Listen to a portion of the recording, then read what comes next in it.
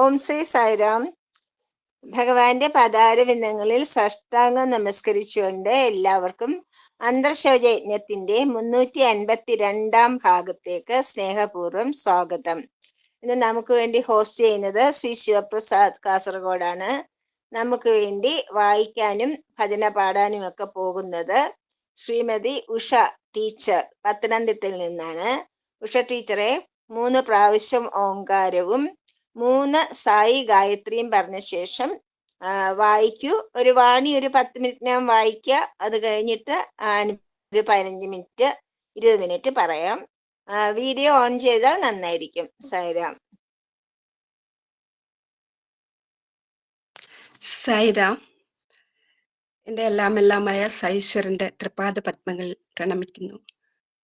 ഈ മഹായജ്ഞത്തിലേക്ക് എന്നെ ക്ഷണിച്ചതിന്, എനിക്കൂടെ ഒരു അവസരം ഒരുക്കി തന്നതിന് കാസർഗോഡ് ജില്ലാ ടീമുകൾക്കും വത്സലാൻഡിക്കും പ്രത്യേകിച്ച് ശോഭ ടീച്ചറിനും എല്ലാവർക്കും ഇതിൽ പങ്കുചേർന്നിരിക്കുന്ന എല്ലാവർക്കും ഹൃദയം നിറഞ്ഞ സായിരാം.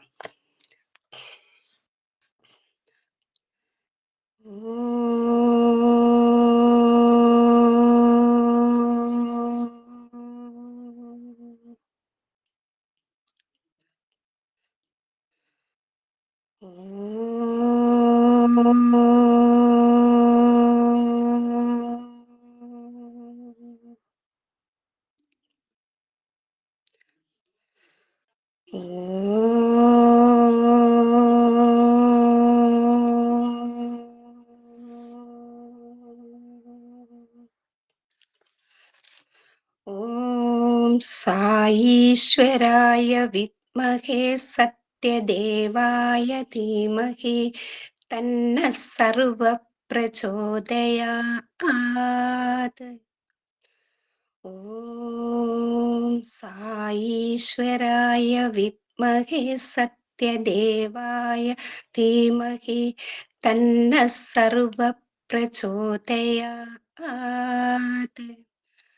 ഓം സായീശ്വരായ വിദ്മഹേ സത്യദേവായ ധീമഹി തന്ന സർവ പ്രചോദയാത്.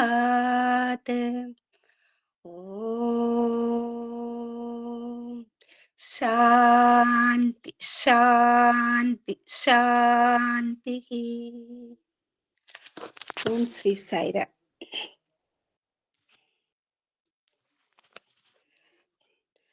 1/6/1991 വൃന്ദാവനത്തിൽ വെച്ച് ഭഗവാൻ ചൊരിഞ്ഞ വാണിയാണ് ഇന്ന് ഞാൻ അവതരിപ്പിക്കുന്നത്. മനുഷ്യൻ അസഖ്യം സൽപ്രവർത്തികൾ ചെയ്യുകയും അവന്റെ ചിന്ത, വാക്ക്, പ്രവൃത്തി എന്നിവ ഈശ്വര സാക്ഷാത്കാരത്തിനായി വിവിധതരം അനുഷ്ഠാനങ്ങൾക്ക് വിനിയോഗിക്കുകയും ചെയ്യുന്നു. പക്ഷേ യഥാർത്ഥ ആത്മീയ സാധന എന്തെന്നറിയാത്തതിനാൽ ഇത്തരം സാധനകൾ ഉദ്ദേശിച്ച ഫലം നൽകുന്നില്ല. നവവിധ ഭക്തിമാർഗം പിന്തുടരുന്നവരും ലക്ഷ്യത്തിൽ എത്തുന്നില്ല. കാരണം ഈ ആരാധനാ രീതികളുടെ ആന്തരാർത്ഥം അവർ മനസ്സിലാക്കുന്നില്ല എന്നതാണ്. എന്താണ് സാധനയുടെ അർത്ഥം? ജപം, ധ്യാനം, ഭജന, പവിത്ര കർമ്മങ്ങൾ എന്നിവയെ സാധന എന്ന് പറയാമോ? യഥാർത്ഥ സാധന തിന്മയെ നന്മയിലേക്കും സന്താപത്തെ സന്തോഷത്തിലേക്കും പരിവർത്തനം ചെയ്യിപ്പിക്കുന്നതാണ്. സന്താപമില്ലാതെ സന്തോഷമില്ല, തിന്മയില്ലാതെ നന്മയില്ല. നന്മ തിന്മകൾ തമ്മിലും സന്തോഷ സന്താപങ്ങൾ തമ്മിലും തുടർച്ചയായ സംഘർഷം ഉണ്ട്. സുഖദുഃഖങ്ങൾ പരസ്പരം കെട്ടുപിണഞ്ഞിരിക്കുന്ന ഇരട്ടകളാണ്. ഒന്ന് തുടക്കവും മറ്റൊന്ന് ഒടുക്കവുമാണ്. ആരംഭവും അവസാനവും ഒരുമിച്ച് പോകുന്നു. ഈശ്വരൻ മാത്രമാണ് ആദി, മധ്യം, അന്ത്യം എന്നിവകളിൽ നിന്നും മുക്തൻ. ലൗകിക വിഷയങ്ങളിൽ ആരംഭമുള്ളതിനെല്ലാം അന്ത്യവുമുണ്ട്.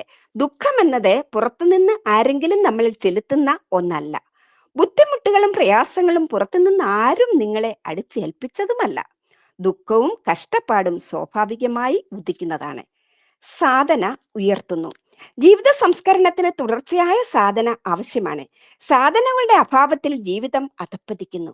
വജ്രം ചെത്തി മിനുക്കുമ്പോഴാണ് അതിന്റെ മൂല്യം വർദ്ധിക്കുന്നത്.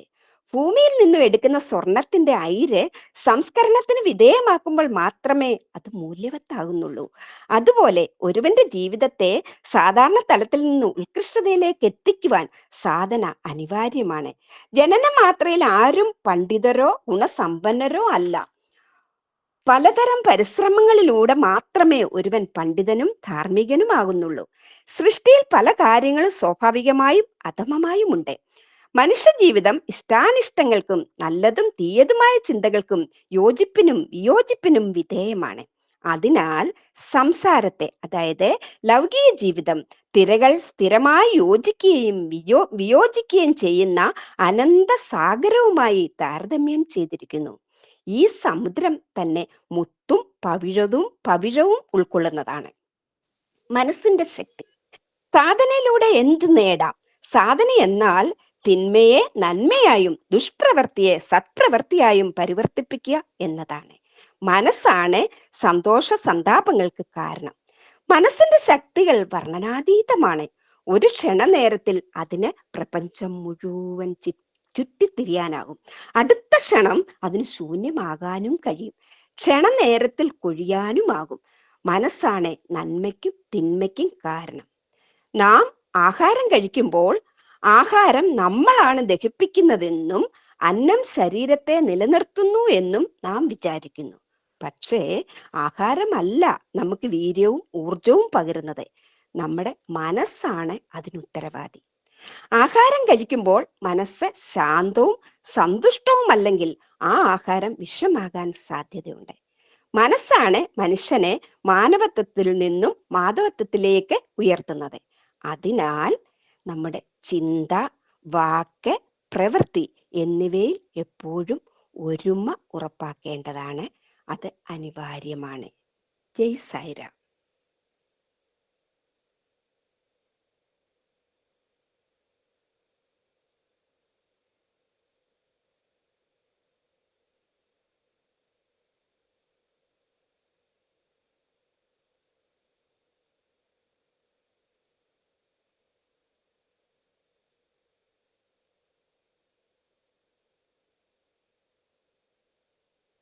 സായിരാം. സായിറാം വത്സാമ. ആരും കേൾക്കുന്നില്ല. അതെ, അവിടെ രണ്ടുപേരും അനുഭവം പറയുന്ന സമയമില്ല അല്ലേ? സായിരാം, ഇനി അനുഭവം പറഞ്ഞോളൂ സായിരാം. സായിരാം. എൻ്റെ അനുഭവം എന്ന് പറയുന്നത്, ഞാൻ 2000-ലാണ് എൻ്റെ സ്വാമിയിലേക്ക് വന്നത്. അതായത് ഞാനൊരു റിട്ടയർഡ് സ്കൂൾ ടീച്ചറാണ്.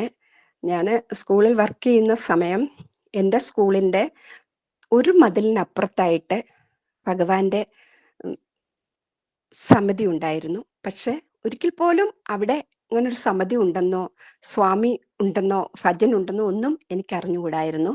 അതിനെപ്പറ്റി തിരക്കിയിട്ടില്ല. പക്ഷെ അവിടെ ഒരു സ്കൂൾ പ്രവർത്തിക്കുന്ന ഒരു അൺഎയ്ഡഡ് സ്കൂളുണ്ട്, ബാലവികാസ് എന്ന് പറയുന്ന ഒരു സ്കൂളുണ്ട് എന്നൊക്കെ അറിയാം. അത് നടത്തുന്നത് ഞങ്ങളുടെ ഗ്രാമത്തിലെ പഞ്ചായത്ത് പ്രസിഡന്റാണ്. അതൊക്കെ അറിയാം. പക്ഷെ എങ്കിൽ പോലും വ്യാഴാഴ്ച ദിവസങ്ങളിൽ അവിടെ ഭജന ഉണ്ട്. അങ്ങനെ ഒന്നും അറിയില്ല. സ്വാമിയെ പറ്റി ഒന്നുമേ അറിയില്ല. അങ്ങനെ 2000-ൽ, അതിനു മുൻപേ, അതിന്റെ തലേ വർഷം ഈ മാതൃഭൂമി മാഗസിനിലാണ് ഞാൻ ഭഗവാനെ പറ്റി ആദ്യം അറിയുന്നത്. അതായത് സ്വാമിയുടെ ജന്മദിനത്തോടനുബന്ധിച്ച് മാതൃഭൂമി ആഴ്ചപ്പതിപ്പിൽ വന്ന ഒരു ഫീച്ചർ വായിച്ചതിൽ നിന്നാണ് ഞാൻ അറിയുന്നത്. അപ്പോഴെനിക്ക് ഇത് വായിച്ചു കഴിഞ്ഞപ്പോൾ ഞാൻ ആ ഫോട്ടോ, കവർ പേജ് ഭഗവാന്റെ വലിയൊരു ഫോട്ടോയായിരുന്നു. നല്ല പുഞ്ചിരിച്ചുകൊണ്ട് നിൽക്കുന്ന ഹസ്തങ്ങൾ, അഭയഹസ്തമായി നിൽക്കുന്ന ഭഗവാന്റെ ആ ഫോട്ടോ, അത് ഞാൻ ആ മാഗസിനിൽ നിന്ന് അടർത്തി മാറ്റി എൻ്റെ വീട്ടിൽ ആരെയും കാണിച്ചില്ല. എനിക്ക് അറിയില്ല എല്ലാവരുടെയും പ്രതികരണം എന്താണെന്നൊന്നും എനിക്ക് ഇതിനെപ്പറ്റി ഒന്നുമേ അറിയില്ല.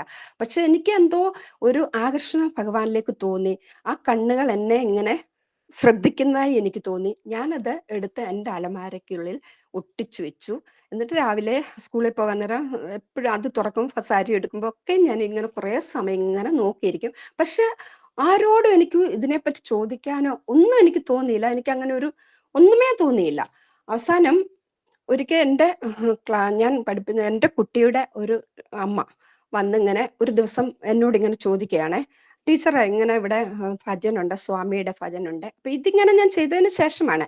അപ്പൊ എനിക്കിതിനെപ്പറ്റി യാതൊന്നും അറിയില്ല.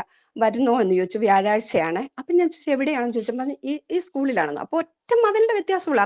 ഞാൻ 18 വർഷം ആ സ്കൂളിൽ വർക്ക് ചെയ്തു. അതിൽ അത്രയും നാളും ഞാൻ അറിഞ്ഞിട്ടില്ല. അപ്പൊ ഞാൻ വീട്ടിൽ ചോദിക്കട്ടെ എന്ന് പറഞ്ഞു. അപ്പൊ എനിക്കിങ്ങനെ പോണോ വേണ്ട ഇങ്ങനെ ഒരു ഇതാണ് മനസ്സിലായി. അപ്പൊ വീട്ടിൽ വന്നു. അന്ന് ഞാൻ ചോദിച്ചില്ല. അപ്പൊ പിറ്റേ ആഴ്ചയും അപ്പൊ മോളുടെ അടുക്കൽ അവര് പറഞ്ഞു വിട്ടു, ടീച്ചറിനോട് ചോദിക്കണം ഈ ആഴ്ച വരാൻ. അപ്പോഴിങ്ങനെ വന്ന് പറഞ്ഞു. ഞാൻ എന്തായാലും വീട്ടിൽ ചോദിച്ചു. ഒരു എതിർപ്പും പറഞ്ഞില്ല, പോകാമെന്ന് തന്നെ പറഞ്ഞു. എനിക്ക് ഒരിക്കലും അങ്ങനെ ഒരു പ്രതീക്ഷ ഒരിക്കലുമേ ഉണ്ടായിരുന്നില്ല വീട്ടിൽ നിന്ന് അങ്ങനെ ഒരു അനുകൂല സാഹചര്യം ഉണ്ടാകുമെന്ന്. പക്ഷെ സമ്മതിച്ചു. ഞങ്ങൾ അങ്ങനെയാണ് അവിടെ എത്തിപ്പെടുന്നത്.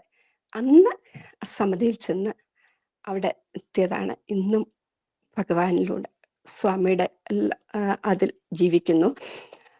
പിന്നെ എന്താ പറയാ, ഞാൻ അവിടെ നിന്ന് പിന്നെ 2004 ആയപ്പോഴത്തേക്ക് ഞാൻ ആദ്യമായിട്ട് പുട്ടപ്പർത്തിയിൽ പോകുന്നത് തന്നെ. ആദ്യം അദ്ദേഹം പോയി, ഇവിടെ ഹസ്ബൻഡ് പോയി. ആദ്യമായിട്ട് അങ്ങനെയാണ് പോകുന്നത്. ഞാൻ പോയില്ല. പോയി അപ്പു പറഞ്ഞു ഇങ്ങനെ അവിടെ ശിവരാത്രിക്കാണ് പോയത്. ഭയങ്കര ആളായിരുന്നു. അപ്പൊ സ്വാമി കാണാൻ പറ്റും, ദൂരെ നിന്നാണ് കണ്ടൊക്കെ എന്നെ അവിടെ നിന്ന് തന്നെ വിളിച്ചു പറഞ്ഞു. പിന്നെ ഞാൻ ആദ്യമായിട്ട് പോകുന്നത് സർവീസിനാണ്. ആ സർവീസ് ഞാൻ 12 വരെ ചെയ്തു. ഭഗവാൻ പോയതിന് 1 വർഷം കൂടി ചെയ്തു. തുടർച്ചയായിട്ട് പിന്നെ ചെയ്തിട്ടുണ്ട്, എങ്കിലും തുടർച്ചയായിട്ട് 12 വരെ. ആദ്യമായിട്ട് ഞാൻ സർവീസ് ചെയ്യാനാണ് ആദ്യമായിട്ട് പോകുന്നത്. സ്വാമിയുടെ അടുത്ത ദർശനമൊക്കെ കിട്ടിയിട്ടുണ്ട്. ഒത്തിരി അടുത്ത് നിന്ന് കാണാനും ഒക്കെ അവസരം ഉണ്ടായിട്ടുണ്ട്. പക്ഷെ അതിലൊക്കെ ഉപരി എൻ്റെ അനുഭവം എന്ന് എനിക്ക് പറയാൻ കഴിയുന്നത്, ഞാൻ അവിടെ നിന്ന് 2004 HM പ്രമോഷൻ കിട്ടി. ഗവൺമെന്റ് സ്കൂളായിരുന്നു. അപ്പൊ ദൂരെ ഒരു സ്ഥലത്ത് കിട്ടി. അവിടെ ഒക്കെ ഭയങ്കര ദൂരം ആയതുകൊണ്ട് അടുത്തൊരു സ്കൂളിലേക്ക് വരികയാണ്. ഒരു പ്രൈമറി സ്കൂളിലേക്കാണ് HM ആയിട്ട് ഞാൻ വരുന്നത്. എനിക്കെപ്പോഴും എൻ്റെ അനുഭവം എന്ന് പറയുമ്പോൾ എൻ്റെ സ്വന്തം അനുഭവത്തെക്കാൾ ഉപരിയായിട്ട് എനിക്ക് അതാണ് പറയാൻ കാരണം. എൻ്റെ സ്വാമി എങ്ങനെയാണോ ഒരു വിദ്യാലയത്തെ ഒന്നുമില്ലാതിരുന്ന ഒരു വിദ്യാലയത്തെ എൻ്റെ കൈ പിടിച്ച് എന്നെ നിമിത്തമാക്കിക്കൊണ്ട് അത് ഒരു എന്താ പറയുക, ഒരു ജില്ലയിലെ നല്ല സ്റ്റേറ്റിലെ തന്നെ ബെസ്റ്റ് ഒരു സ്കൂളായിട്ട് മാറ്റാൻ എൻ്റെ ഭഗവാൻ എത്രമാത്രം മിറാക്കിൾസ് അവിടെ ഒരുക്കി തന്നതാണ് എൻ്റെ അനുഭവം. കാരണം ആർക്കും അറിയില്ല എങ്ങനെ കുട്ടികളെ, പേരൻസിനെ, എൻ്റെ ടീച്ചേഴ്സിനെ ഒക്കെയും എനിക്കായിട്ട് സ്വാമി അവിടെ എന്തോ അത്ഭുതം നടക്കത്തക്ക രീതിയിൽ എല്ലാവരും ഒരുക്കി കൊണ്ടുതന്നു. ഒരേപോലെ കൊണ്ടുപോയി ഒരു സ്കൂളിനെ വലിയൊരു പദവിയിൽ എത്തിച്ചു തന്നു ഭഗവാൻ. അങ്ങനെ ആ അത്ഭുതങ്ങളാണ് എൻ്റെ ജീവിതത്തിൽ ഉടനീളം ആര് ചോദിച്ചാലും എനിക്ക് പറയാനുള്ളത് അതാണ്. കാരണം 10ൽ താഴെ കുട്ടികൾ മാത്രമുള്ള സ്കൂളിലേക്ക് ചെല്ലുമ്പോൾ, ഞാൻ നിറയെ കുട്ടികളുള്ള ഒരു 1 to 7 സ്കൂളിൽ നിന്നാണ് അവിടെ ചെല്ലുന്നത്. ഇങ്ങനെ കാണുമ്പോൾ എനിക്ക് സഹിക്കാൻ പറ്റില്ല. ഞാൻ സ്വാമിൻ്റെ അടുക്കലാണ് എല്ലാം വന്ന് വൈകിട്ട് എന്തിനാ എന്നെ ഇങ്ങോട്ട് കൊണ്ടുവന്ന്, എന്തിനാ ഇങ്ങനെ കൊണ്ടുവന്ന് നിർത്തുന്ന ലിസ്റ്റിലായി ആദ്യത്തെ ലിസ്റ്റിലുള്ള സ്കൂള്. അപ്പൊ സ്വാമി ഇങ്ങനെ പുഞ്ചിരിച്ചോണ്ടിങ്ങനെ ഒക്കെ ഇങ്ങനെ എനിക്ക് നീ ചെയ്യ എന്നുള്ള ഒരു എനിക്ക് എൻ്റെ ഉള്ളിൽ നിന്ന് ഇങ്ങനെ തരികയാണ് സ്വാമി. ഒക്കെ ഉണ്ട്, ഭഗവാൻ ഉണ്ട് എന്ന്. ശരിക്കും പറഞ്ഞാൽ ഈ 10 കുട്ടികളെ കൊണ്ട് എന്താ ചെയ്യേണ്ട ഭഗവാനെ എന്ന് പലപ്പോഴും ഞാനിങ്ങനെ ചോദിച്ച് എനിക്ക് സങ്കടം വരും. എന്ത് ചെയ്യാൻ, വെറുതെ ശമ്പളം വാങ്ങിക്കാൻ, വെറുതെ ഇങ്ങനെ ഈ ഒരു തോന്നലായിരുന്നു.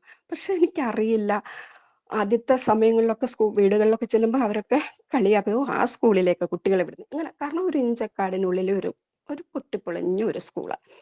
അപ്പൊ സ്വാമി പിന്നെ ആ സ്കൂളിൽ നടന്നതൊക്കെ അത്ഭുതങ്ങളുടെ അത്ഭുതങ്ങളായിരുന്നു. എനിക്ക് തന്നെ അതെന്താ എങ്ങനെയെന്നുള്ളത് എനിക്ക് ഇപ്പോഴും അറിയില്ല. അപ്പോൾ അത് ആദ്യമായിട്ട് ഭഗവാൻ എനിക്ക് സ്കൂളുകളൊക്കെ മികവ് എടുക്കണം എന്നൊക്കെ ഇങ്ങനെ പറഞ്ഞു. ഓരോ സ്കൂളിനും ഓരോ മികവുണ്ടാവണം. ഞാൻ എന്ത് മികവാണ് ചെയ്യേണ്ടത്? അപ്പൊ പിറ്റേ വർഷമായപ്പം 5 കുട്ടികൾ കൂട്ടിത്തന്നു. അങ്ങനെ എനിക്കറിയില്ല കുട്ടികളുടെ എണ്ണം ഇങ്ങനെ. അപ്പൊ പക്ഷെ നമ്മളെ അതുകൊണ്ട് തന്നെ സ്വാമി ഓരോന്നും ഇന്നത് ചെയ്യും എന്നിട്ട് സ്വാമിന്റെ കുറേ പുസ്തകം എനിക്കുണ്ട്. അപ്പൊ ഭഗവാന് അതിൽ ഓരോന്നെന്നെ ഇങ്ങനെ കാണിച്ചു തരുന്ന പോലെ അതിനകത്തെ മെസ്സേജുകൾ എടുക്കുന്നു. ആ മെസ്സേജുകൾ എൻ്റെ മക്കൾക്ക് ഞാൻ കൊടുക്കുന്നു. അവരത് അസംബ്ലികളിൽ പറയുന്നു. അങ്ങനെ അപ്പൊ എൻ്റെ മികവായിട്ട് ഭഗവാൻ എനിക്ക് കാണിച്ചു തന്നു പിടിയേരി. സത്യമാണ് ഞാൻ പറയാം, പിടിയേരി മതി. അപ്പൊ അങ്ങനെ കുഞ്ഞുങ്ങളെ കൊണ്ട് അപ്പൊ 25 കുട്ടികൾ വരെയായി. അപ്പോഴത്തേന് ഇങ്ങനെ ഈ പിടിയേരി ശേഖരിക്കാൻ തുടങ്ങി. പേരൻസും അതിനോട് അപ്പൊ ഞാനത് പറഞ്ഞു നമ്മൾക്ക് ഇല്ലാത്തവർക്ക് കൊടുക്കാൻ. അപ്പൊ അവർക്ക് സ്കൂളിൽ ഭക്ഷണമുണ്ട്. അപ്പോൾ ഇത് അവരുടെ വീട്ടിൽ അവരുടെ ഭക്ഷണത്തിന്റെ അന്നം ബാക്കിയാകുകയാണ്. അത് നമ്മൾക്ക് മറ്റുള്ളവർക്ക് കൊടുക്കാം. ഈ ഒരു തത്വമാണ് ഭഗവാന്റെ ആ ഒരു എന്താ പറയുന്നത്, വിശന്നിരുന്നവർക്ക് ആഹാരം കഴിച്ചു മാത്രമേ മതി എന്ന് തൃപ്തിയോടെ പറയുള്ളൂ. ബാക്കി എന്തും ഒരിക്കലും തൃപ്തിയാകത്തില്ല. പക്ഷെ വയറ് നിറഞ്ഞു കഴിയുമ്പോൾ മാത്രമാണ് മക്കളെ തൃപ്തി ആയിട്ട് മതി എന്ന് പറയുന്നത്. ആ ഒരു ഇതാണ് ഞാൻ എൻ്റെ ആ കുഞ്ഞുമക്കളെ അവർക്ക് ആദ്യമായിട്ട് കൊടുക്കുന്ന മെസ്സേജ് എൻ്റെ സ്വാമി എനിക്ക് കാണിച്ചു തന്നെ. അതിലൂടെ അപ്പൊക്കെ എല്ലാവരും എന്നോട് ചോദിച്ചു, പിടിയേരും മികവായിട്ട് എടുത്ത് എന്താ ടീച്ചർ ചെയ്ത്. അപ്പോഴൊക്കെ എനിക്ക് ഞാനത് എൻ്റെ സ്വാമി പറഞ്ഞ കാര്യമല്ലേ. സത്യം പറഞ്ഞാൽ എനിക്ക് ഓരോ ദിവസവും സ്വാമി ഓരോ അത്ഭുതങ്ങൾ കാണിച്ചു തന്നു. ഒരു വയനാടിന്, അതായത് ജൂൺ 19 അപ്പൊ ഡേ സെലിബ്രേഷൻസ് എല്ലാ സ്കൂളിലും ആചരിക്കുമല്ലോ. അപ്പൊ ഇങ്ങനെ ആകുമ്പോൾ തലേദിവസം ഭഗവാനെ എല്ലാവരിൽ നിന്ന് വ്യത്യസ്തമായി ഒന്ന് ചെയ്യാൻ എന്താ ഭഗവാനെ എന്തോ, ഇങ്ങനെ സ്വാമിയോടാണ് ഞാൻ വന്നിരുന്ന് ചോദിക്കുന്നത്. അപ്പൊ എല്ലാ സ്കൂളുകളും ചെയ്യുന്നത് ചെയ്താൽ അതിലെന്താ മികവ്.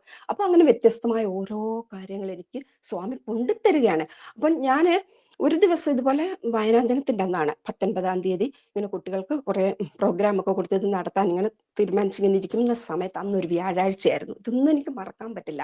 ആ വ്യാഴാഴ്ച ദിവസം പിടിയേരി കൊണ്ടുവരുന്ന ദിവസമാണ്. അപ്പൊ ഈ അരി ഇപ്പൊ വെള്ള അരി കൊണ്ടുവരില്ല, കാരണം സ്കൂളിലെ വെള്ളയരി. അപ്പൊ എല്ലാവരും പറയത്തില്ല അതെടുക്കുന്നതാണ്. അതിന് ഞങ്ങൾ അതൊക്കെ പേരൻസിനോട് പറഞ്ഞു. അവരൊക്കെ സന്തോഷം, ഈ ഒരു കാര്യത്തിന് സന്തോഷത്തോടെ ഭഗവാൻ എനിക്കായിട്ട് ഒരുക്കി തന്നു. അതാണ്. അപ്പൊ ഇങ്ങനെ കൊണ്ടുവരും. ഈ അരി വെയിലത്തിട്ടിരിക്കുന്നു. എവിടെ നിന്നാണെന്ന് എനിക്ക് അറിഞ്ഞുകൂടാ, കാരണം റോഡ് സൈഡ് അല്ല സ്കൂളാണ്. റോഡിൽ നിന്ന് കുറച്ച് ഉള്ളിലോട്ട് കയറിയാണ്, ആരും അറിയപ്പെടാത്തൊരു സ്കൂളാണ്. ഒരു 2 പേര് കയറി വരുന്നു. അവരുടെ കയ്യിൽ ക്യാമറയും ഒക്കെ ഉണ്ട്. വന്നു. അവര് മാതൃഭൂമി പത്രത്തിൽ നിന്ന് വരുവാണെന്ന് പറഞ്ഞു. അപ്പൊ ഇന്ന് വയനാടിനും അല്ല ടീച്ചർ എന്താണ്. അപ്പൊ ഞങ്ങൾ പറഞ്ഞു ഇവിടെ ഇങ്ങനെ കുട്ടികൾ കുറവാണ് ഇതൊക്കെ പറഞ്ഞു. 25-27 കുട്ടികൾ മറ്റോ വന്നിട്ടുള്ളൂ. അപ്പോഴവര് പറഞ്ഞു ഇതെന്താ അരി ഇങ്ങനെ ഇട്ട്. അപ്പൊ വെയിലത്ത് ഈ അരി ഉണങ്ങാൻ ഇങ്ങനെ ഇട്ടിരിക്കുകയാണ്. അപ്പോൾ ഞങ്ങൾ ഇങ്ങനെ പറഞ്ഞു ഇങ്ങനെ ഒന്ന്. അപ്പൊ അയാൾ പറഞ്ഞു ഇതാണ് ഏറ്റവും വലിയ പുണ്യം. അപ്പം ഇങ്ങനെ കുട്ടികളെ ഓരോ ക്ലാസ്സിലും തന്നെ ഈ മക്കളോട് ചോദിച്ചപ്പോ അപ്പൊ ഒന്നും ഞങ്ങൾ ഒരുക്കിയിട്ടില്ല, ഇങ്ങനെ ആര് വരുമെന്നോ ഒന്നും ഞങ്ങൾക്ക് അറിയില്ല. ഒരു പ്രിപ്പറേഷനും കുഞ്ഞുങ്ങളെ നടത്തിയിട്ടില്ല. പക്ഷെ എൻ്റെ മക്കളെ അവര് ചോദിച്ചതിനൊക്കെ അങ്ങോട്ട് എന്താ പറയാ, അന്നം കൊടുക്കുന്നതിന്റെ ആ മഹത്വവും, ഞങ്ങൾ ഇങ്ങനെ ചെയ്യുന്നുണ്ട്, ഞങ്ങളെ അനാഥാലയത്തിൽ കൊണ്ടുപോയി അവിടെ ഞങ്ങൾ അവരെ കണ്ടു, അവർക്ക് കൊടുക്കുന്നു, ഇതെല്ലാം പറഞ്ഞപ്പോഴത്തേന് അവരതെല്ലാം അങ്ങോട്ട് പിറ്റേ ദിവസത്തെ പത്രത്തിൽ വലിയൊരു വാർത്തയാക്കുകയാണ്.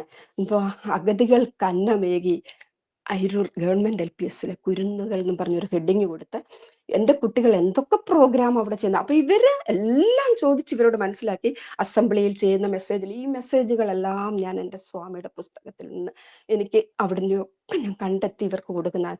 അപ്പൊ ഇത് കണ്ടു കഴിയുമ്പോഴേക്കും അവരൊക്കെ ഭയങ്കര സന്തോഷവും. അത് അവർ പറഞ്ഞ ഒരു പ്രൈമറിയിലെ കുഞ്ഞുങ്ങളാണോ ഇത്ര സംസാരിക്കുന്നത്, അങ്ങനെയുള്ള കമന്റ്സ് ആയിരുന്നു. ഇതെല്ലാം ഇങ്ങനെ പത്രത്തിൽ ആദ്യം ഭഗവാൻ ഞങ്ങളെ എന്താ പറയുന്ന ആ കുഞ്ഞു സ്കൂളിൽ നിന്ന് സമൂഹത്തിലേക്ക് ഇറക്കി കൊണ്ടുപോകുന്ന വാർത്തയായിരുന്നത്.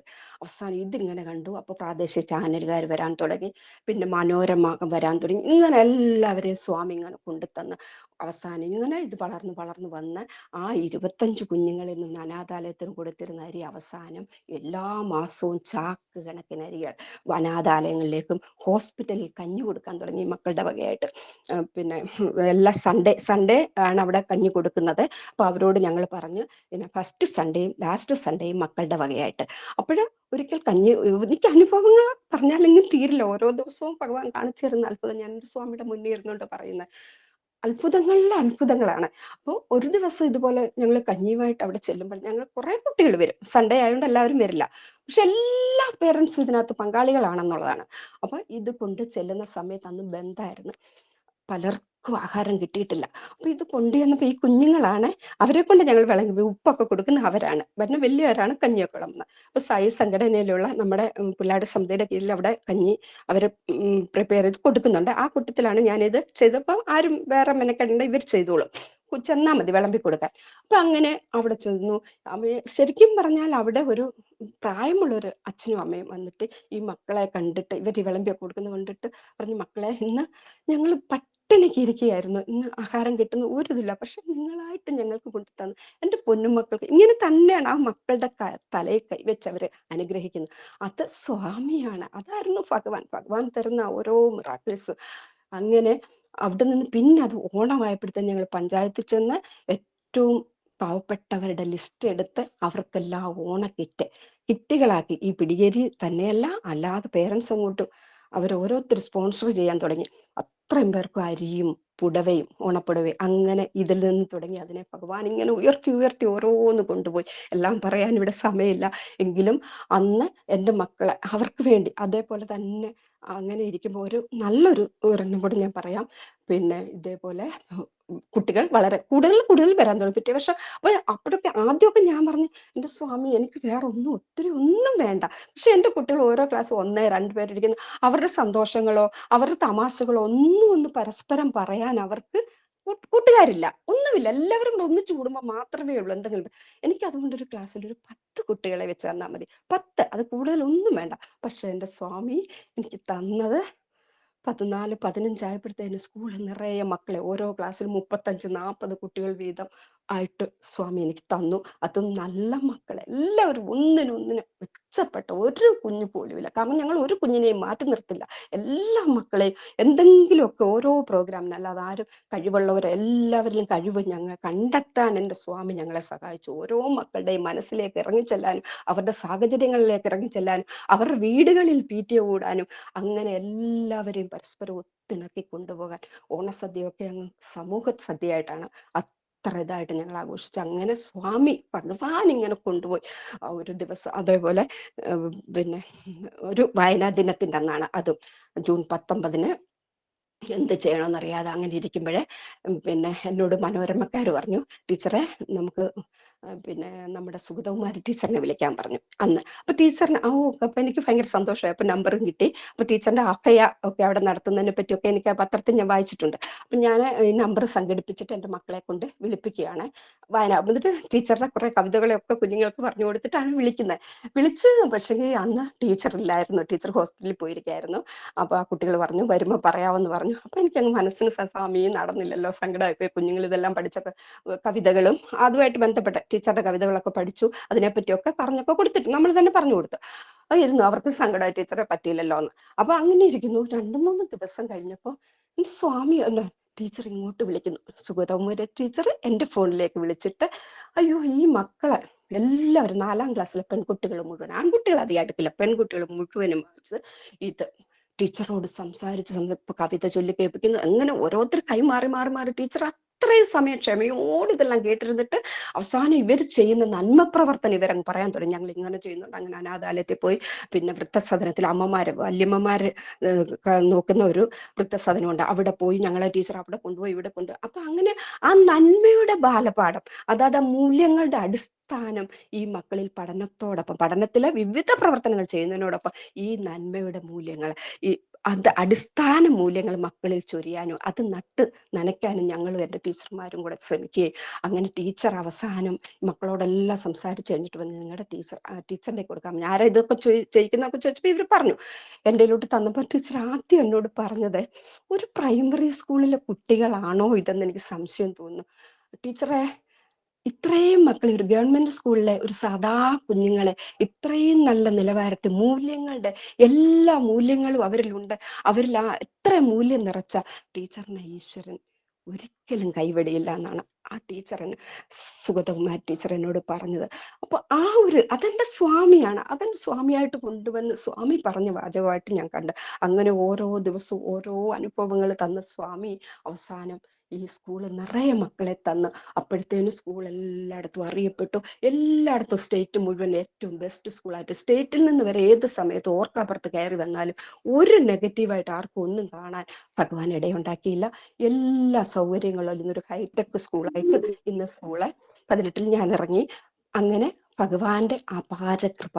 അന്നൊക്കെ ഞാൻ എൻ്റെ മക്കൾക്ക് ഞാൻ പറയുമായിരുന്നു, അവിടെ നിന്ന് ഇങ്ങോട്ട് ഞാൻ ഇറങ്ങിക്കഴിഞ്ഞപ്പോൾ എനിക്ക് ബാലവികാസ് സ്വാമി ഇവിടെ എന്നെ കൊണ്ട് ചെയ്യിച്ചല്ല, നല്ലൊരു ബാലവികാസ് ടീച്ചർ ആകാനുള്ള ട്രെയിനിങ് ആയിരുന്നെന്ന് പിന്നാണ് എനിക്ക് മനസ്സിലായത്. കാരണം ആ ഒരു മുൻ പ്രവർത്തനങ്ങളാണ് സ്വാമി ഇവിടെ സ്കൂളിലൂടെ എന്നെ കൊണ്ട് ചെയ്യിച്ച. ഭഗവാന്റെ പുസ്തകങ്ങളെല്ലാം തിരയാനും, ഈ പുസ്തകങ്ങളെല്ലാം വാങ്ങി വെച്ചിട്ട് ഇതൊന്നും ഞാൻ വായിക്കത്തില്ല, പക്ഷെ അത് വായിക്കാൻ വേണ്ടി അതിൻ്റെ ഓരോന്നും നീ അറിയാൻ വേണ്ടി സ്വാമി എനിക്ക് ഇട്ടു തന്ന ഓരോ ഇതായിരുന്നു ആ സ്കൂളിലെ പ്രവർത്തനങ്ങൾ. ഇതൊന്നുമായില്ല, ഒന്നുമില്ല, സമയമില്ലാത്തതുകൊണ്ട് ഞാൻ നിർത്തുകയാണ്. അപ്പൊ അങ്ങനെ തന്നു ഈ പുസ്തകങ്ങളിലെ എല്ലാ കാര്യങ്ങളും എൻ്റെ മക്കളുടെ, അവർ വളർന്നു വന്ന എൻ്റെ മക്കളെന്ന് ഞാൻ പറയുന്ന എൻ്റെ സ്കൂളിലെ എൻ്റെ പൊന്നുമക്കൾ അവരാണ് എന്നെ ഞാനാക്കിയത്, അവരുടെ രക്ഷിതാക്കളുമാണ്. എനിക്ക് എന്തെങ്കിലും ആ സ്കൂളിൽ നേട്ടം കിട്ടിയിട്ടുണ്ടെങ്കിൽ അവർ മാത്രമാണ് ഇന്നും ആ മക്കളുടെ മനസ്സിലും ആ പേരൻസിന്റെ മനസ്സിലും ഞാൻ ജീവിച്ചിരിപ്പുണ്ടെന്നുള്ളതിന് വലിയ തെളിവുകൾ ഇപ്പോഴും ഉണ്ട്. കാരണം എൻ്റെ അവരെ ഒരു 28 കുട്ടികളെ ബാലവികാസിലോട്ട് ഞാൻ തുടങ്ങുന്നതും ആ ബാലവികാസ് അങ്ങേയറ്റം എൻ്റെ കഴിവിന് എനിക്കറിയാൻ വയ്യാത്തൊക്കെ ഞാൻ എല്ലാവരോടും വിളിച്ച് ചോദിച്ച് നടത്തി എൻ്റെ മക്കളെ. ഗ്രൂപ്പ് 2 എക്സാം എഴുതി. അതിലെ സ്റ്റേറ്റ് ഫസ്റ്റ് വന്നത് എൻ്റെ മോളായിരുന്നു. അതുപോലെ സെക്കൻഡ് വന്നത് എൻ്റെ കുട്ടിയായിരുന്നു. ഗ്രൂപ്പ് 3 ടെസ്റ്റ് എഴുതിയപ്പോഴും ഫസ്റ്റും സെക്കൻഡ് രണ്ട് ഫസ്റ്റും 2 സെക്കൻഡും വന്നത് എൻ്റെ മക്കളായിരുന്നു. അങ്ങനെ ആ കുട്ടികൾ ഇന്നും അന്ന് അവർക്ക് ഞാൻ ഇട്ടുകൊടുത്ത ആ പ്രവർത്തന സേവനം അവരെ ഞാൻ പഠിപ്പിച്ചതാണ്. മക്കളെ, എന്താ, പ്രാർത്ഥിക്കുന്ന ചുണ്ടുകളേക്കാൾ ശ്രേഷ്ഠമാണ് എൻ്റെ സ്വാമിയുടെ ആ വാക്ക്. സേവനം ചെയ്യുന്ന കരങ്ങൾ. ആ മക്കൾ ഇന്നും അത് ചെയ്തുകൊണ്ടിരിക്കുന്ന, അവർ കോളേജുകളിലൊക്കെ പഠിക്കുകയാണ്. ഇന്നും അവർ അത് തുറന്നുകൊണ്ടിരിക്കുകയാണ്. അവരുടെ ജന്മദിനം വരുമ്പോൾ അവർ അനാവശ്യമായിട്ട് ഒന്നും വാങ്ങിക്കളയില്ല. അതെല്ലാം വെച്ചിട്ട് എന്നെ വിളിക്കും, ടീച്ചറെ നമ്മൾ പോയ അനാഥാലയത്തിൽ അവർക്ക് തന്നെയായിട്ട് ചെല്ലാൻ മടി, ടീച്ചർ ഒന്ന് വിളിച്ച് പറയാ, ഞങ്ങൾ ഇങ്ങനെ വെച്ചിട്ട്. അപ്പൊ എന്താ അവർ ചെയ്യുന്നത്? ഒരു പ്രാവശ്യം അവരെ ഞാൻ അവിടെ കൊണ്ടുവന്നപ്പോഴേ ആ മക്കളെ പിന്നെ ബോയ്ക്ക് വേണ്ടി വഴക്കുണ്ട്, അതിന് തലയിൽ വെക്കുന്ന കുഞ്ഞുമക്കള്. അത് ഈ കുട്ടികൾ കണ്ട് ഇവർ അന്ന് എത്ര പ്രായമുണ്ട്, 9 വയസ്സ് 10 വയസ്സല്ലേ ഉള്ളൂ. എങ്കിൽ പോലും അവരുടെ മനസ്സിൽ അത് തറച്ചു. അവരിപ്പോഴും പോകുമ്പോൾ സ്ലൈഡ്, ബോയസ്, മുടിയെ കുത്തുന്ന ഈ സാധനങ്ങൾ വാങ്ങിച്ചുകൊണ്ടാണ് പോകുന്നത്. അതൊരു കുട്ടിക്കല്ല, എല്ലാ കുട്ടികൾക്കും. അങ്ങനെ അതുപോലെ തന്നെ മുത്തശ്ശിമാരെ അവരെ ഞാൻ ബാലവികാസിൽ കൊണ്ടുവന്ന് അവരെ ഞാൻ എല്ലായിടത്തും ബാലവികാസിലായിട്ട് അവരെ അവസാനം പോയത് കൊല്ലത്ത് ഞങ്ങളെ സായിഷ് കൊണ്ടുപോയി അവിടുത്തെ അമ്മമാർക്ക് മുഴുവൻ ഡ്രസ്സ് വാങ്ങി, ബെഡ്ഷീറ്റ് അങ്ങനെ എല്ലാ സാധനങ്ങളും വാങ്ങി ഞങ്ങൾ വണ്ടി പിടിച്ചാണ് ഇവരെ ഞാൻ കൊണ്ടുപോയി. അവരൊക്കെ ഇപ്പൊ കോളേജുകളിലൊക്കെ പഠിക്കുന്നു. ഇപ്പോഴും അവരത് തുടരുന്നു എന്നുള്ളതാണ് എൻ്റെ ഏറ്റവും വലിയ ഞാൻ പറയാൻ കാര്യം. കഴിഞ്ഞ ദിവസം എനിക്കിപ്പോ ബാലവികാസം എല്ലാം കുഞ്ഞുമക്കളാണ്, 10 വയസ്സ് താഴെയുള്ള പൊടിമക്കളാണ്. അപ്പൊ ഞാൻ അന്ന് ഇവർക്ക് ഈ ദിനാചരണങ്ങളൊക്കെ വരുമ്പോൾ ഓരോ പാട്ട് എഴുതും, വെറുതെ എഴുതും, സ്വാമി ഇങ്ങനെ തോന്നിപ്പിക്കുക എഴുതും, അത് പഠിപ്പിക്കും. അപ്പൊ ഇവരെന്റെ മടിയിൽ, ഞങ്ങളുടെ ടീച്ചർമാരുടെ എല്ലാം മടികളിൽ വന്നിങ്ങനെ കുട്ടികളെല്ലാം കൂടെ, അന്ന് കുറച്ചു കുട്ടികൾ. അപ്പൊ ഞാൻ അന്ന് അമ്മയെ കുറിച്ച്, അമ്മ ആ സത്യം ഒരിക്കലും മറക്കല്ല. അന്ന് ഞാൻ എഴുതിയ പാട്ടൊക്കെ ഞാൻ അന്നേരം അത് മറന്നു, പിന്നെ എഴുതിയൊന്നും വെച്ചിട്ടില്ല. പക്ഷെ എൻ്റെ ഒരു കുട്ടി, എൻ്റെ കുട്ടികൾ, എൻ്റെ മക്കൾ എനിക്കിത് പറഞ്ഞു തന്നു, ടീച്ചറെ ഇതാണ്. അപ്പൊ എന്താണ്, അവരത് മുഴുവൻ ബുക്കിൽ കുറിച്ച് വെച്ചിരിക്കുകയാണ്. അതിൽ ഒരു 4 വരിയോടെ ചൊല്ലി എൻ്റെ നിർത്താം. ആദ്യമായിട്ട് ഞാൻ അവർക്ക് കൊടുത്തതാണ്. അമ്മിഞ്ഞ പാലിനൊപ്പം സ്നേഹത്തിൻ കൊഞ്ചലേകി നിത്യവും മുന്നിലെത്തും മാലാഖയാരാണേ. അമ്മിഞ്ഞ പാലിനൊപ്പം സ്നേഹത്തിൻ കൊഞ്ചലേകി നിത്യവും മുന്നിലെത്തും മാലാഖയാരാണേ. അമ്മയാണ്, അമ്മയാണ്, എൻ്റെ അമ്മയാണ്. പൊന്മുഖം വാടിടുമ്പോൾ നെഞ്ചകം തേങ്ങിക്കൊണ്ട് വാരിപ്പുണരുന്ന ദേവതയാരാണേ. പൊന്മുഖം വാടിടുമ്പോൾ നെഞ്ചകം തേങ്ങിക്കൊണ്ട് വാരിപ്പുണരുന്ന ദേവതയാരാണ്. അമ്മയാണ്, അമ്മയാണ്, എൻ്റെ അമ്മയാണ്. കുഞ്ഞിളം പൈതലേ നീ നാളെ വളർന്നിടുമ്പോൾ നിന്റെ മനസ്സിൻ്റെ കോവിലിൽ അമ്മയുണ്ടോ? കുഞ്ഞിളം പൈതലേ നീ നാളെ വളർന്നിടുമ്പോൾ നിന്റെ മനസ്സിൻ്റെ കോവിലിൽ അമ്മയുണ്ടോ? സത്യത്തിൻ ദേവതയായി, സ്നേഹത്തിൻ തേൻകടലായി, എന്നും എൻ്റെ മനസ്സിൽ എൻ്റെ അമ്മ കൺകണ്ട ദൈവമാണേ. സത്യത്തിൻ ദേവതയായി, സ്നേഹത്തിൻ തേൻകടലായി, എന്നും എൻ്റെ മനസ്സിൽ എൻ്റെ അമ്മ കൺകണ്ട ദൈവമാണേ. എന്നും എൻ്റെ മനസ്സിൽ എൻ്റെ അമ്മ കൺകണ്ട ദൈവമാണേ. അമ്മയാണ്, അമ്മയാണ്, എൻ്റെ സാരം ഉഷ, വളരെ വളരെ നന്നായി, വളരെ സാർത്ഥകമായ ഒരു ജോലികളൊക്കെ ചെയ്ത് ടീച്ചറായി, ഇപ്പൊ ബാലവികാസുരിയായി. ഭഗവാന്റെ എല്ലാ അനുഗ്രഹങ്ങളും മേലിലും ഉണ്ടാകട്ടെ. ശ്രേഷ്ഠമായ കാര്യങ്ങൾ ചെയ്യുവാൻ ഭഗവാൻ അനുഗ്രഹിക്കട്ടെ. Thank you Sairam. സായിരാം. കുറച്ച് സമയം കൂടുതൽ എടുത്ത് ക്ഷമിക്കണേ సాయిరాం. భగవాన్ చూసేది అనుభవించేది ఆనందించేది అంత కూడాను దైవత్వంగానే విశ్వసించాలి. Consider that you experience God in all that you see, in all that you hear, in all that you experience and enjoy. అయితే కష్టములు దుఃఖములు విచారములు సంభవించినప్పుడు దాన్ని కూడా దైవ స్వరూపం దర్శన. But is it possible to experience God in times of difficulties, తప్పక troubles ఆ and దుఃఖం anxiety? కూడా దైవ స్వరూపమే. Yes, certainly it is ఆ also విచారం God's gift. కూడా దైవ స్వరూపమే. That ఆ anxiety is హింసను divine. దైవ స్వరూపమే. That misery is ఒక్క divine. చిన్న ఉదాహరణము. A small example. భగవంతుడు నారాయణుడని మీరు విశ్వసించారు. You can say God is Narayana. అయితే ఆ నారాయణుడే అనేక విధములైనటువంటి యొక్క నటన చేస్తూ వస్తుంటాడు. Narayana, God acts in varied ways. హిరణ్యకశిపుని హింసించాడు, తన కుమారుడైన ప్రహ్లాదుని రక్షించాడు. And in fact, he killed Hiranyakashipu while Prahlada was protected. ప్రహ్లాదుడు నారాయణ నారాయణ నారాయణ అనే నామచింతన చేతనే జీవిస్తున్నాడు కనుకనే అతనికి దేవుడయ్యాడు. As Prahlada spent all his time chanting his name of God, he could have his ఆ manifestation. సేమ్ నారాయణుడే ఈ యొక్క జీవితాన్ని ప్రధానంగా అందుకొని దైవత్వాన్ని విస్మరించి తాను జీవిస్తూ పోయాడు కనుకనే ఈ హిరణ్యకశిపునికి ఈ యొక్క నారాయణుడే యముడయ్యాడు. Because Hiranyakashipu considered the entire life and body identification, has forgotten God, and he was killed. దేవుడు తానే, యముడు తానే. He is God and he is same time destroyer. కనుక ఈ రెండు కూడాను దైవ స్వరూపములే కదా. Both are the same forms of the divine. కనుక చెడ్డలో కూడాను మంచి ఉంటున్నది. There is good even in bad. ఆ మంచితనము యొక్క తత్వమే దైవత్వము. That goodness is divinity. Sairam Usha ഒരു ഭജന പാടിക്കോളൂ. സൈറം.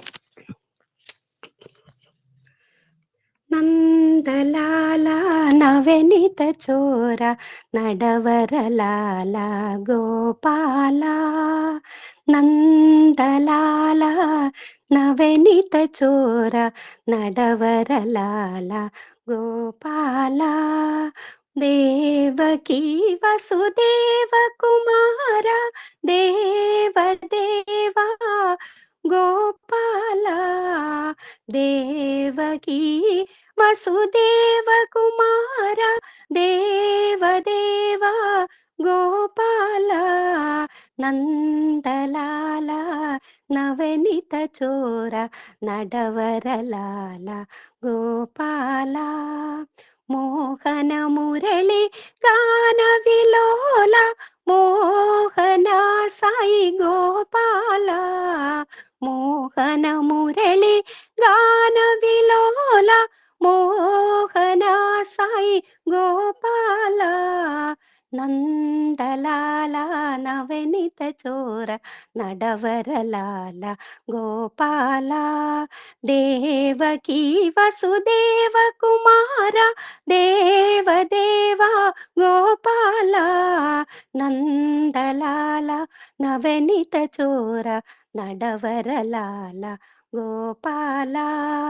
ಮೋಹನ ಮುರಳಿ ಗಾನ ವಿಲೋಲ ಮೋಹನ ಸಾಯಿ ಗೋಪಾಲ. ಮೋಹನ ಮುರಳಿ ಗಾನ ವಿಲೋಲ ಮೋಹನ ಸಾಯಿ ಗೋಪಾಲ. ನಂದಲಾಲ ನವನಿತ ಚೋರ ನಡವರಲಾಲ ಗೋಪಾಲ. സൈറാം. സൈറാം. സായി ഉപമ. ആത്മാവ് സർവവ്യാപിയാണ്, നിത്യവും ഏകവും അദ്വിതീയവും ആണ്. പക്ഷേ രൂപങ്ങളുടെ വൈവിധ്യം കാരണം അത് അനേകമായി കാണപ്പെടുന്നു. ആത്മീയത എന്നാൽ അനേകത്വത്തിലെ ഏകത്വത്തെ, ആത്മാവിനെ തിരിച്ചറിയുക എന്നതാണ്. നിർഭാഗ്യവശാൽ ഇന്ന് അനേകം ബുദ്ധിജീവികൾ ഏകത്വത്തെ അനേകമായി വിഭജിക്കുന്നു. വളരെ കുറച്ചു പേർക്ക് മാത്രമാണ് അനേകത്തിലെ ഏകത്വത്തിലെ ദർശിക്കുവാൻ സാധിക്കുന്നത്. ഒരു ഉദാഹരണത്തിന് ഒരു മണിമാളിക എടുക്കാം. അവിടെ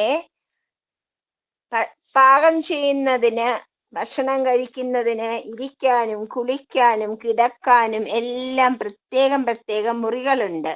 ഈ വേർതിരിവിനുള്ള കാരണം എന്താണ്? ആ മുറികൾക്കിടയിൽ മതിലുകൾ ഉള്ളതാണ് അതിന് കാരണം. ആ മതിലുകൾ മാറ്റിയാൽ ആ മാളികയിൽ ഒരേ ഒരു മുറി മാത്രമായി അവശേഷിക്കും. ഇടയ്ക്ക് മതിലുകൾ ഉള്ളതിനാൽ പ്രത്യേക മുറികൾക്ക് പ്രത്യേക പേരുകൾ നൽകിയിരിക്കുന്നു. അതുപോലെ ആത്മാവാകുന്ന മാളികയിലെ വിവിധ മുറികളാണ് ഈ ശരീരം, ഇന്ദ്രിയങ്ങൾ, മനസ്സ്, ബുദ്ധി ആദിയായവ. ആത്മാവ് ഏകമാണ്. ഈ നാമരൂപങ്ങളെ വിഭജിക്കുവാനുള്ള പ്രവണത ഇന്ന് വളരെ വർദ്ധിച്ചിരിക്കുന്നു.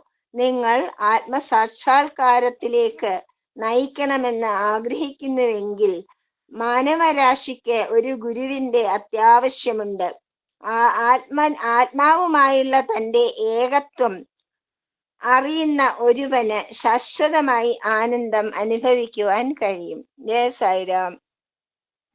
സമസ്തലോകാ സുഖിനോ ഭവന്തു. സമസ്തലോകാ സുഖിനോ ഭവന്തു. സമസ്തലോകാ സുഖിനോ ഭവന്തു. ഓം ശാന്തി ശാന്തി ശാന്തി. ജയ് ബോലോ